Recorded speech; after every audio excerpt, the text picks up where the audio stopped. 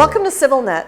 My guest today from Istanbul is Seda Altug, who is a lecturer at Boğaziçi University, who has lived for many years in Syria, is of course now in Turkey, and we're going to be talking about what we've been talking about unfortunately for the last 3 years, and that is the conflict in Syria, its consequences for the region as well as for all of its minorities, including Armenians. Seda, thank you for giving us time on CivilNet. It's a pleasure, thank you.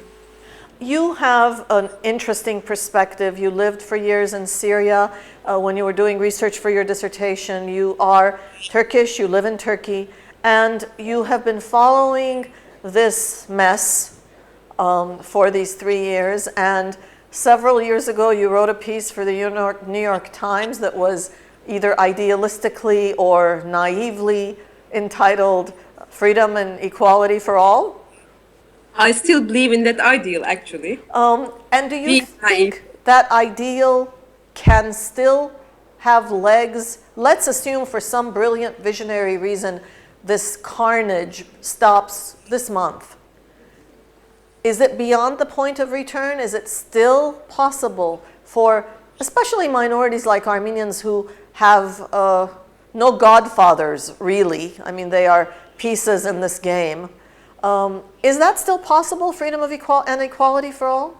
First of all, I should state that they were not equal citizens before the Syrian uprising started, and they, at least in the short run or in the middle run, they're not going to be equal citizens, I guess.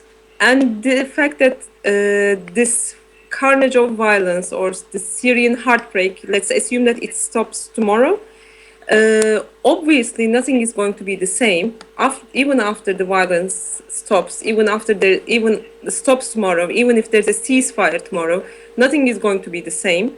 And this equal citizenship ideal is going to stay for an ideal, I think, for some years to come. That's how I see the Syrian issue at the moment now. They were not equal citizens, and they're not going to be equal citizens for some time. And I believe that after all this, violence, after all this carnage, after all this, after things have turned upside down in Syria, neither the minorities nor the majorities are going to keep and sustain their all subjectivities and all subject positions. Let's take it from the perspective of 3 sets of players.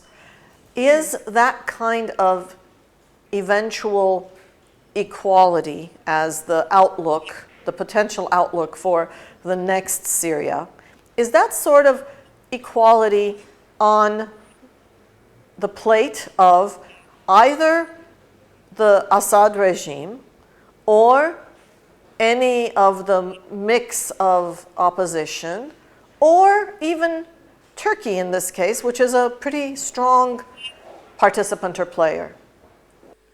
Well, I don't see that this ideal of equality between different ethno-religious groups and, is on the plate of any of the players that you just mentioned. Neither the Assad, nor Turkey, nor the oppositions, let me say, be it the civil opposition, if there's any, or the armed oppositions in Syria.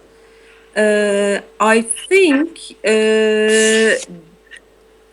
none of them, this is not actually related to the Syrian issue, but if we look at the perspective embraced by the Turkish government at the moment, the AKP government, concerning the peace process between PKK and Turkey, there you can see that it is not the equality ideal is not on the plate either, even if there's a peace process, so-called peace process going on. So obviously neither of the power blocks, be it the opposition or be it the regime or be it Turkey, have this ideal on their plate at the moment. If it is not equality that they are striving for, never mind whether you and I think it's a great idea, what is it that keeps them going? What is it that they want for tomorrow that keeps each of the sides going? Is it only security? Not at all. I don't think that it's security, but it's power, I think. Both for Assad and the opposition, civil and military oppositions, I mean the Islamists, and Turkey. It is power and domination and hegemony. Nothing else, I think. So that means that it is not just the Armenians that are pawns. It is So not just the obviously they are Alawis. instrumentalizing all these discourses of equality and discourse of sovereignties in order to legitimize their cases and in order to justify their political actions, which are actually directed towards hegemony and control. That is the case. Then Yes. whether Armenians, Alawis, Sunnis, Shias, Kurds, Assyrians, all of these are pawns, and the game will only be decided at the very top? I think, yes, the Syrian issue is not going to be resolved, but the Syrian issue is going to be settled on the top. I mean, based on the negotiations between the global powers and the regional powers. I think that is the case. Yet, this settlement, which is